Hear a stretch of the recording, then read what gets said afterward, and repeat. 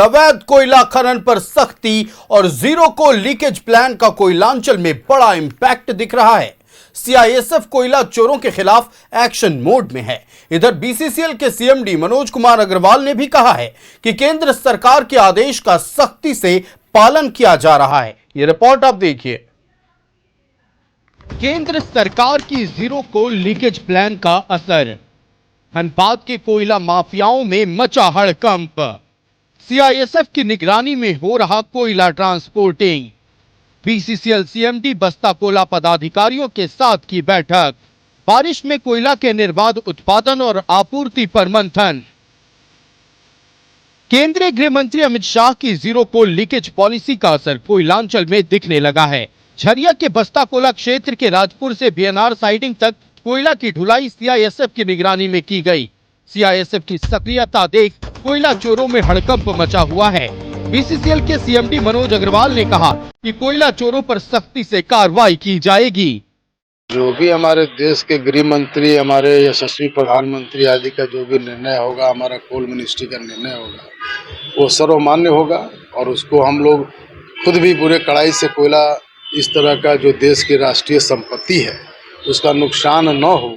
कोई भी दूषित वर्ग, कोई भी पापी आदमी, कोई भी दुष्ट आदमी, कोई भी आदमी जो कि बीसीसीएल और धनबाद की जो प्रॉपर्टी हमारे देश की राष्ट्रीय संपत्ति हो, इसका दोहन न करे गलत तरीके से।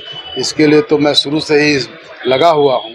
ये जो कार्रवाई चल रही है और जो कुछ रुकाव हुआ है, यह परमानेंटली हो और कुछ दिनों के लिए न हो। और मुझे आशा है कि जिस तरह से इसमें सारी ताकत लगी है, हम इसमें जरूर सफलता पाएंगे और बीसीसीएल का भी लाभ बढ़ेगा और राष्ट्र के प्रति बीसीसीएल का और कोकिंग कोल से स्टील बनने की प्रक्रिया में भी काफी तेजी आएगी। मॉनसून में कोयला खदान से निर्बाध उत्पादन और आपूर्ति को सुनिश्चित करने के लिए बीसीसीएल सीएमडी ने बीसीसीएल बस्ता कोला पदाधिकारियों के साथ बैठक की। बैठक में खदानों में जल जमाव की रोकथाम, सुरक्षा मानकों का पालन और उत्पादन लक्ष्यों को पूरा करने पर विशेष जोर दिया। बैठक के बाद बीसीसीएल सीएमडी ने माइंस का निरीक्षण किया। देखिए, मानसून का समय है, मानसून में भी निर्विघ्न रूप से प्रोडक्शन होता रहे, सेफ्टी के साथ ट्रांसपोर्टेशन और डिस्पैच होता रहे, जिससे कि हम सभी जानते हैं कि देश में कोयले की बहुत ही मांग है। थर्मल पावर को बहुत सारा कोयले की बहुत आवश्यकता है।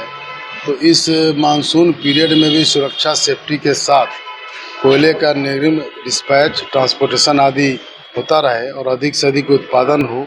उत्पादन में कोई मानसून के चलते विशेष अंतर न आए।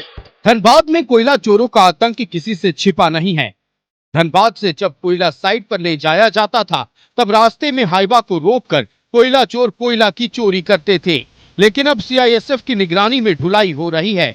उम्मीद है कि कोयला चोरी पर अब पूरी तरह रोक लगेगी। झरिया से न्यूज़ 11 भारत के लिए अंकित की रिपोर्ट।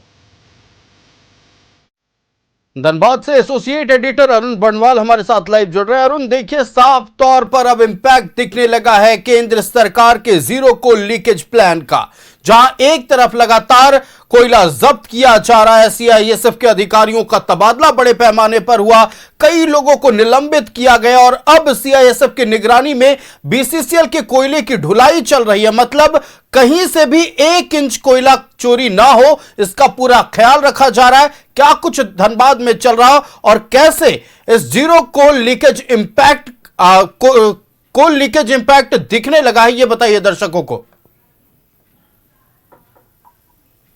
देखिए, आयुष गृह मंत्री के एकदम सीरियस होने बाद कोयला चोरी का जो ये सिलसिला, जो पूरे धनबाद कोयलांचल ही क्या पूरा जो कोलफील्ड का इलाका जितना है, सभी जगह बहुत सरगर्मी से आप समझिए आप जो लोग भिड़ गए हैं।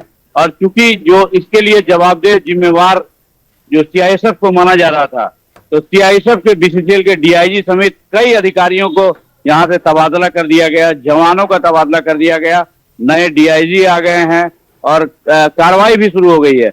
उसमें एक असिस्टेंट कमांडेंट अरुण राज सिंह, जो उनको डिमोट करके इंस्पेक्टर बना दिया गया, निलंबित किया गया है। 3 अन्य इंस्पेक्टरों को निलंबित किया गया है और काफी संख्या में सीआईएसएफ के जवानों को और अधिकारियों को यहाँ भरा गया।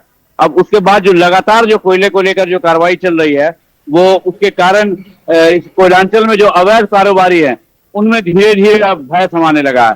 हालांकि कुछ एक इलाके ऐसे भी हैं जहां अभी भी चुपके चोरी काम चल रहा है, और उस पर भी एकदम ड्रोन के माध्यम से पूरा जो सीआईएसएफ की टीम है या कोयला अधिकारी हैं वो नजर रखे हुए हैं। अब उसके बाद कैसे काम करें वो उसके जुगत में लगा हुए हैं और लोगों को किस तरह अपने साथ मिलाएं इसके चक्कर में जो अवैध कारोबारी हैं वो लगे हुए हैं।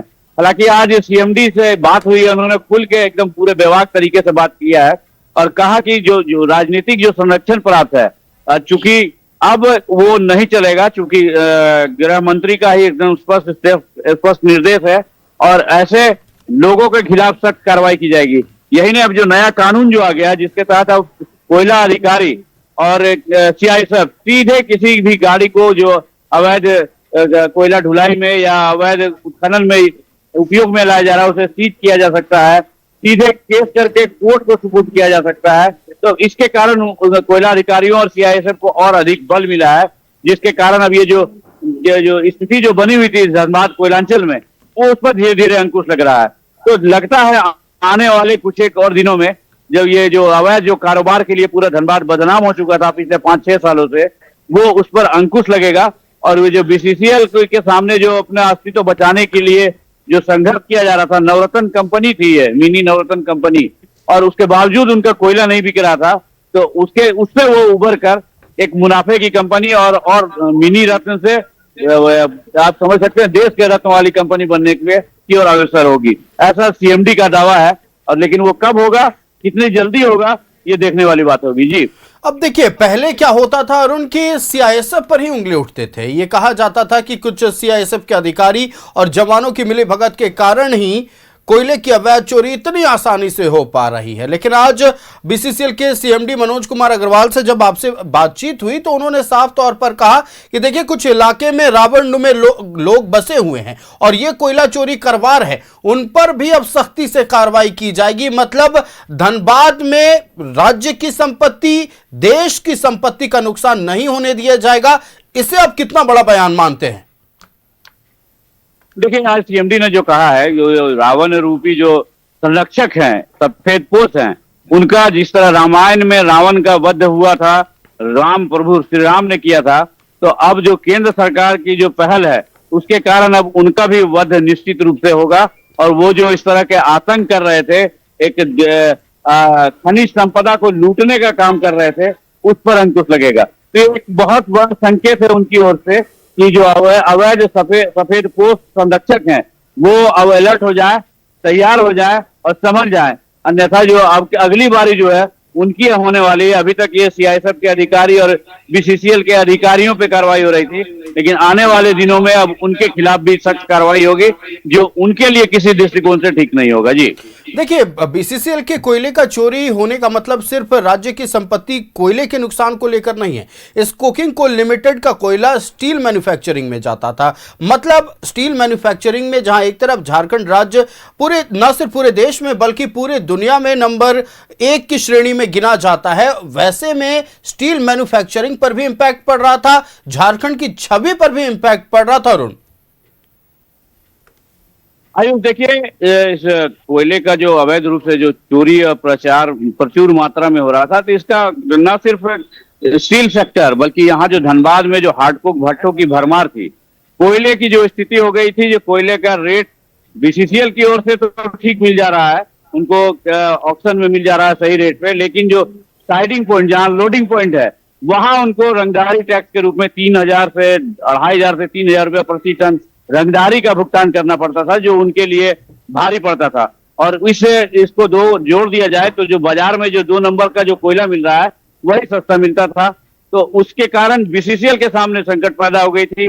और जो लिंकेज के आधार के कारण जो भट्टे जो चल रहे थे उनके सामने तालाबंदी का नौबत उत्पन्न हो गया और मैक्सिमम आप समझ सकते हैं 80% भट्टे जो हैं उनमें ताला लटक चुका है। और वैसे ही भट्टे चल रहे हैं जो 2 नंबर कोयले पर टिके हुए हैं या 2 नंबर कोयले के सहारे ही चल रहे हैं। तो इसका बहुत बड़ा एक इम्पैक्ट पूरे देश के इंडस्ट्री पे पड़ रहा था। ये इस प्रचुर मात्रा में जो कोयले का जो दोहन अवैध तरीके से हो रहा था, अवैज्ञानिक तरीके से हो रहा था, उसका असर पड़ रहा था, जो अब बहुत जल्दी नहीं होना है और उस पर अंकुश लगेगा जी। अरुण, आपका हमारे साथ जुड़ने के लिए और तमाम जानकारियां साझा करने के लिए बहुत शुक्रिया। तो देखिए, साफ तौर पर केंद्र सरकार की जीरो कोल लीकेज प्लान का इंपैक्ट अब पूरे धनबाद में दिखने लगा है। सीआईएसएफ की निगरानी में कोयले की ढुलाई चल रही है। लगातार हम देख पा रहे हैं कि बड़े पैमाने पर अधिकारियों का ट्रांसफर हो रहा है। कई लोग जो कि लापरवाही बरत रहे थे इस कोयला चोरी को पकड़ने और रोकथाम में, उनके ऊपर कार्रवाई की गई। कईयों का डिमोशन हुआ, कईयों को सस्पेंड।